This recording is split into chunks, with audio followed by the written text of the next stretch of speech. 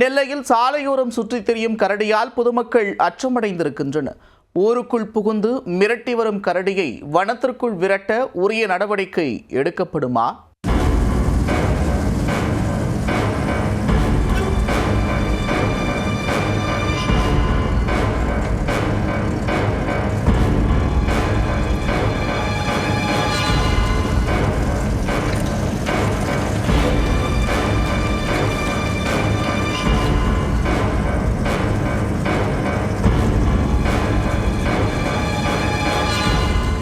குடியிருப்பு பகுதியில் வயல்வெளியை ஒட்டி சாலையில் ஆடு மாடு நடமாடுவது போன்று கரடி ஒன்று ஓடி கலக்கமடைய வைத்த காட்சிதான் இது.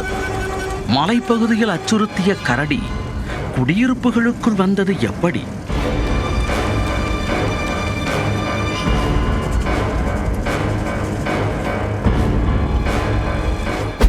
நெல்லை மாவட்டம் மேற்கு தொடர்ச்சி மலைப்பகுதியில் யானை, சிறுத்தை, கரடி போன்ற வனவிலங்குகள் உலா வருகின்றன. இதில் அண்மை காலமாக வனத்தை ஒட்டிய குடியிருப்பு பகுதிக்குள் கரடி உலா வருவதாக கூறப்படுகிறது. இந்த கரடிகள் அருகில் உள்ள விவசாய நிலங்களில் புகுந்து விளைந்த பயிர்களை அழிப்பதுடன் பொதுமக்களுக்கும் அச்சுறுத்தலாக விளங்கி வருகின்றன. இந்த நிலையில் நான்குநேரி அருகே உள்ள மருகால்குறிச்சி கிராமத்தில் கரடி ஒன்று சாலையில் நடமாடி உள்ளது. அந்த நேரம் அவ்வழியாக ஆட்டோ ஒன்று வந்துள்ளது.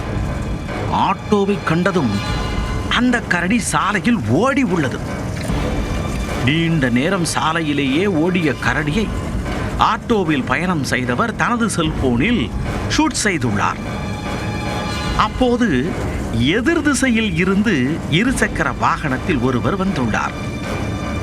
அவரை கண்டதும் ஆட்டோ ஓட்டுநர் ஹாரன் அடித்து எச்சரித்துள்ளார். உடனே இருசக்கர வாகனத்தில் வந்தவர் கரடி தன்னை நோக்கி வருவதைக் கண்டதும் யூட்டர்ன் அடித்து சிட்டாய் பறந்துள்ளார். அதுவரை சாலையில் மாரத்தான் ஓடிய கரடி திடீரென வயல்வெளிக்குள் புகுந்து தலைமறைவானது.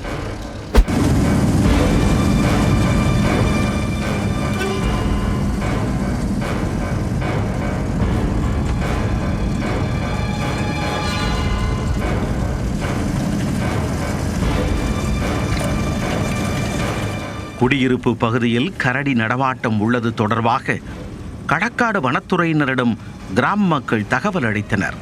ஆனால் இதுவரை வனத்துறையினர் எந்த ஒரு நடவடிக்கையும் எடுக்கவில்லை என குற்றம் சாட்டியுள்ளனர்.